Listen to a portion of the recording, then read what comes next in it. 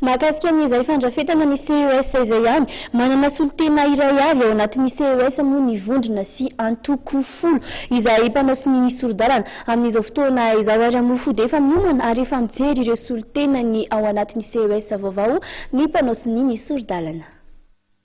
Miomana amin'ny fanendrena izay solotena ao anatin'ny CES amin'ny vondrona 2.20 mpanao sy ny soro-dalana. Ho an'ny UDRC manokana dia nisy ny fivoriana natao mikambana ao anatin'ity vondrona ity ny safidianana izay solotenan'izy ireo ao anatin'ny CES. Eo mpikarakarana azy misy ny UDRC amin'izao fotoana izao vao teo zao indray teo nivory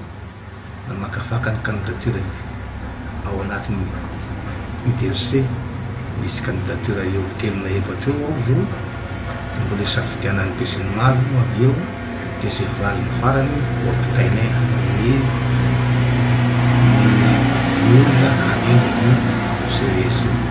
Mialohan'ny alakamisy izay fepitoana farany andraisana ny anaran'izay mpikambana ao anatin'ny CES vaovao no amohan'ny UDRC ny anaran'izay solotenany ao anatin'ny CES. Manoloana ny sosikevitra narotson'ny JICM ny tokony hanatotosana fifidianana filoham-pirenena mialoha dia manana ny ambarany ny UDRC. Ny fijerina ihany aloha dia tsotra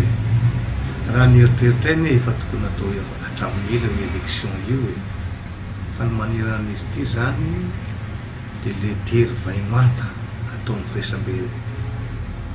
afrikana sy SADC hoe tsy mahazo manao ireto kandida anankitelo ireto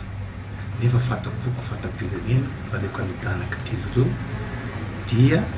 milanja ny atsasa manila ny mpifidy rehetra eto Madagasikara